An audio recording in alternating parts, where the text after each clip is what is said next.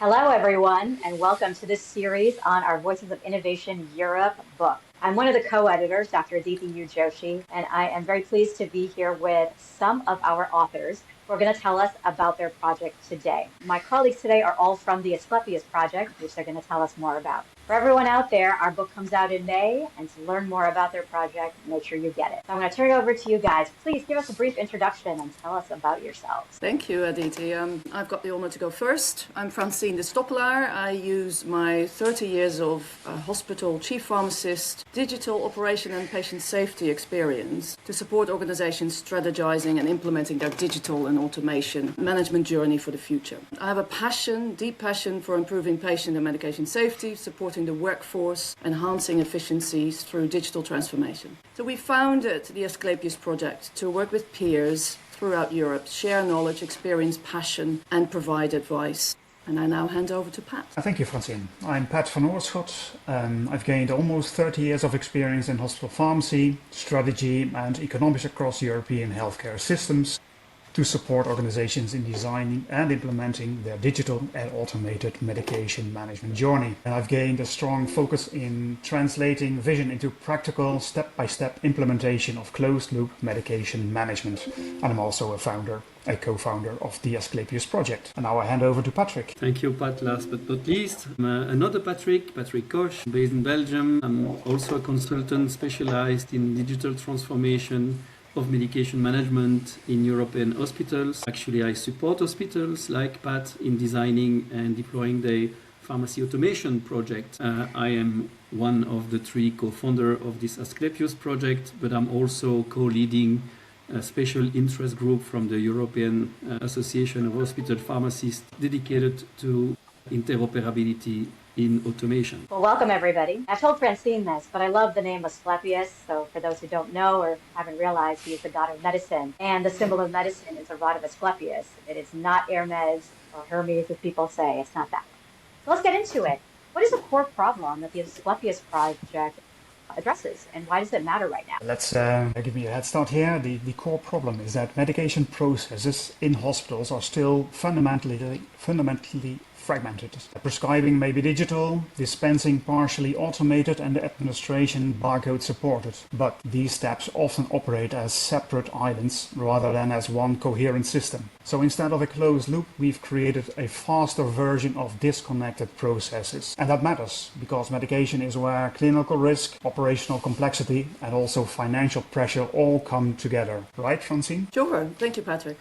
Pat, I should say. The world is changing. We face increased medicines waste. In the UK alone, we waste £300 million yearly on medicines. We get further and further more complex and costly treatments and medications. Medication errors, still seeing about 250 million a year across the healthcare systems in the UK only, and leading to more bed occupancy, workforce burnout and shortages, medication shortages. So luckily we see more and more innovative digital and AI opportunities to tackle these numbers. So let's do this in a responsible, collaborative, constructive and iterative way to tackle these numbers to maximize benefits. And not only do this at a local hospital level, but broaden this across the wider health system. Back to you, Aditi. Great. Okay. So next, what do we think that a successful technology adoption in European healthcare specifically actually looks like to you? What makes it so difficult to achieve? Actually, I can take that one, and I want to rebound on the buzzword that Pat mentioned, fragmentation. Yes, definitely fragmentation is at the hospital level, but it's definitely also at the European level.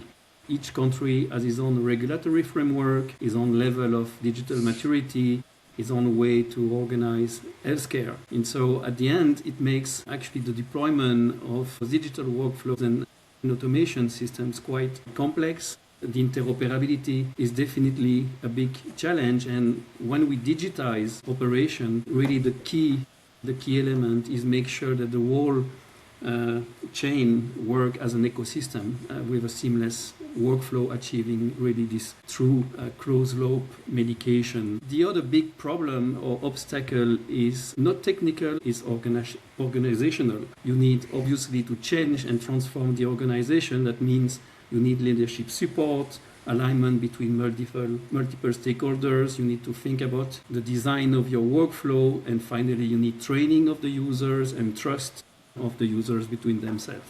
So that's why this makes the adoption quite hard. But when it works, it's really making a big impact. Yeah, so personally for me, this adoption question tends to be where a lot of programs stall. So thank you for pointing that out. What you're talking about is really important. Next question is, what is the most important lesson you've learned from working at the intersection of innovation and healthcare systems in Europe? Yeah, working in many European countries, one important lesson is that a clear roadmap is essential. Many hospitals know where they want to go with digital transformation, but they struggle with how to get there in a realistic and structured way. That is exactly where the Asclepius Project comes in. It's a practitioner-led initiative focused on real-world decision-making, not theory. And over time, we've seen three principles consistently make the difference. So first, the maturity before complexity. You need to stabilize your core processes first before adding advanced automation. Secondly, meaning before movement. Interoperability is not just about connecting systems, but about ensuring shared understanding. And thirdly, people before platforms. Sustainable transformation depends on trust,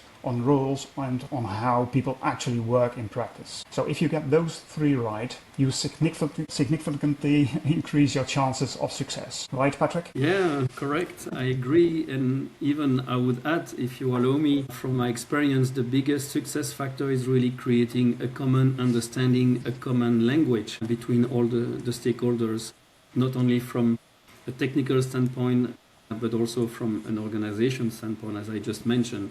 So we need the pharmacists, the IT teams, also the hospital management, the vendors, even the regulatory bodies. We need them to look at the same problem from the different angle, but basically translating with the same common language and aligning the perspective finally around a shared objective. So this is really one of the key learning and working within this Asclepius Project community. We see the diversity and the challenges in getting an harmonized view. Back to you, Aditi. I think Thank you. I still need to go. Sorry. All right. No worries, Patrick. I'll chime in with, and in addition to what Pat and Patrick just mentioned, my real life and lesson is that you cannot move mountains and implement innovation meaningfully if you don't consider the human element. So despite the aim of reducing, all the focus is on reducing reliance on large numbers of workforce, because we face workforce shortages.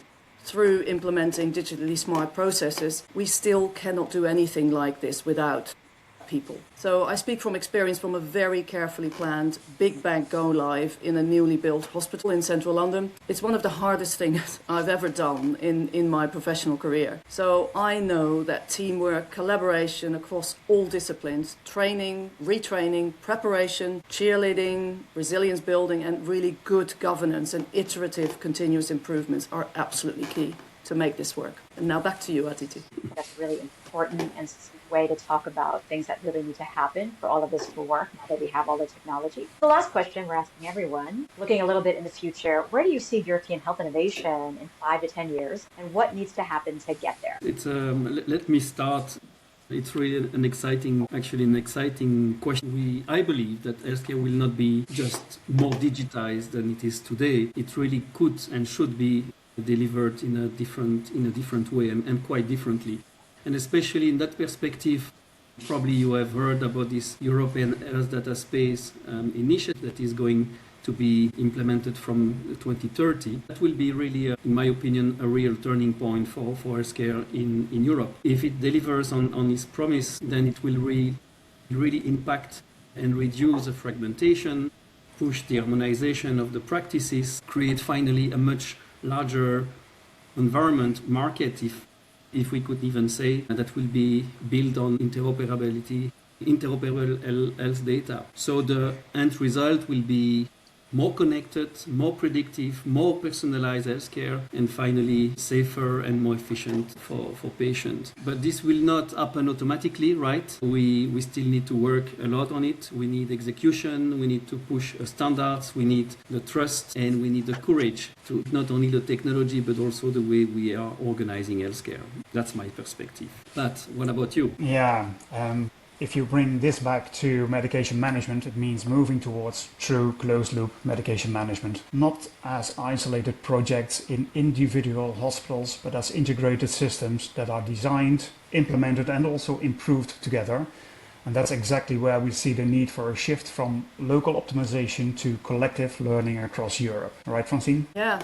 And then finally, I agree with all of these points as a future vision, but I am looking at the human element, and I really would like to see a world where patients and the workforce are safer and happier through maximization of medicines management through digital solutions, but really done responsibly. So to combine these future visions and passions we've just highlighted, we co-founded the Asclepius Project. It's a group of professional opinion leaders across Europe, enabling a wider adoption of closed-loop medicines management across the European landscape, rather than on a local, regional level, impacting millions of patients every year, rather than just patients in one hospital or two hospitals. So we join forces and combine extensive experiences and drive a unified vision of what CLMM looks like and can bring to health systems and patients across Europe. So thank you, Aditi. Back to you. Maybe I can add, Francine, that beyond the three of us who are the co-founder, we are building a community. We have a dozen of hospital pharmacists from probably a dozen of European countries, and together we try to get this harmonized view on practices, on technology and organization topics. So this is really the way we want to promote and basically influence the development of and the adoption of this closed loop medication management for safer. Sorry. We can edit that out. But perhaps it's also worth mentioning is that it is a vendor neutral and it's a completely neutral platform. It's not anything commercially related. It's purely a passion project, bringing people together that have key opinions and extensive experience in the field. At the moment, it's mainly populated by chief pharmacists and other senior pharmacists in hospitals, but we also have a medic amongst us, and we're very much looking to include informatics and nursing colleagues as well to sort of complement what we can offer. It's really wonderful, and I want to thank you guys for telling us about the Asclepius Project. And for everyone out there, please look out. They're building an entire community for this problem and for the ability to innovate within healthcare in Europe and maybe even further. I want to thank Francine, Patrick, and Pat for joining me. And everyone out there, please get a copy of Voices of Innovation Europe to read more about the Asclepius Project and a whole host of very interesting projects from all around Europe. And we'll see you next time. Thank you.